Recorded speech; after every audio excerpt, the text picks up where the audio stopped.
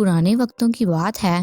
ایک گاؤں میں ایک بیوہ اپنی بیٹی افشاں اور بیٹے افتخار کے ساتھ ایک چھوٹے سے گھر میں رہتی تھی۔ وہ ہنسی خوشی زندگی گزار رہے تھے کہ ایک دن بیوہ عورت کا انتقال ہو گیا۔ افشاں اور افتخار بہت زیادہ دکھی ہو گئے۔ ایک ہفتہ سوگ منانے کے بعد انہیں وراثت کا خیال آیا۔ وصیت تو اس کی ماں نے کی ہی نہیں تھی۔ انہوں نے گاؤں کے بڑے بوڑھوں سے مشورہ کیا۔ اس بوڑھی عورت کے پاس تھوڑی سی زمین تھی جس میں وہ فصل بوتی تھی، اور ایک ڈبیا تھی جس میں قیمتی موتی تھے۔ بزرگوں کے فیصلے کے مطابق موتیوں کی ڈبیا افشاں کے حصے میں آئی اور فصل بونے کے لیے پوری زمین افتخار کے حصے میں آئی۔ اس فیصلے سے افشاں تو مطمئن تھی، لیکن افتخار اس بات کے خلاف تھا کہ اسے محنت کرنے کے لیے بس ایک زمین دی گئی، جبکہ اس کی بہن کو بیٹھے بٹھائے قیمتی موتی مل گئے۔ فیصلے کے خلاف تو وہ جا نہیں سکتا تھا، اس لیے خاموش رہا، لیکن وہ ان موتیوں کو حاصل کرنے کا پختہ ارادہ کر چکا تھا۔ افشاں نے موتیوں کا ہار بنا کر اپنے گلے میں پہن لیا تھا۔ وہ اسے ہر وقت پہنے رہتی اور رات کو سوتے وقت اس کو اتار کر اپنے تکیے کے نیچے رکھ دیتی۔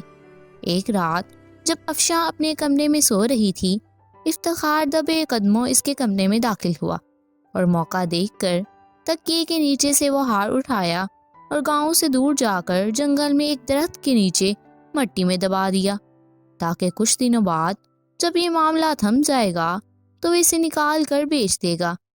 اگلی صبح جب افشاں اٹھی تو ہار کو نہ پا کر بہت پریشان ہوئی۔ اس نے اسے ہر جگہ ڈھونڈا لیکن ہار نہیں ملا۔ افتخار سے پوچھا تو اس نے لا علمی کا اظہار کر دیا۔ اب تو وہ اور بھی زیادہ پریشان ہو گئی اور فکر مند ہو گئی۔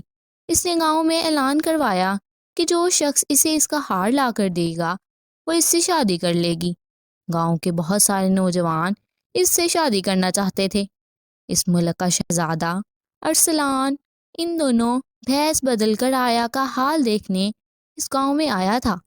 وہ شہزادہ بہت ایماندار اور عقل مند تھا۔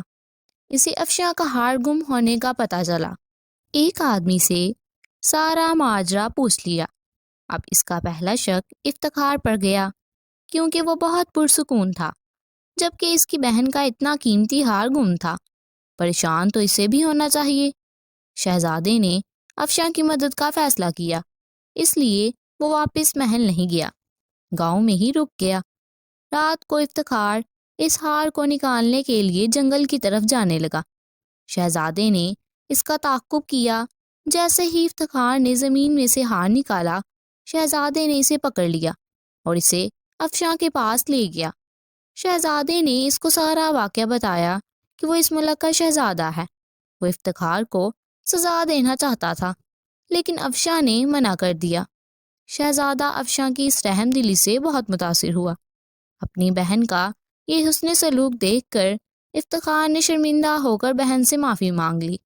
افشاں نے اسے معاف کر دیا۔ اپنے وعدے کے مطابق افشاں نے شہزادے سے شادی کر لی اور اس کے ساتھ محل چلی گئی۔ افتخار اب اسی چھوٹے سے گھر میں رہتا ہے اور اسی زمین پر کام کرتا ہے، اور شہزادہ ارسلان اور شہزادی افشاں ہنسی خوشی زندگی گزار رہے ہیں، اور وہ موتیوں کا ہار اب بھی افشاں کے گلے میں رہتا ہے۔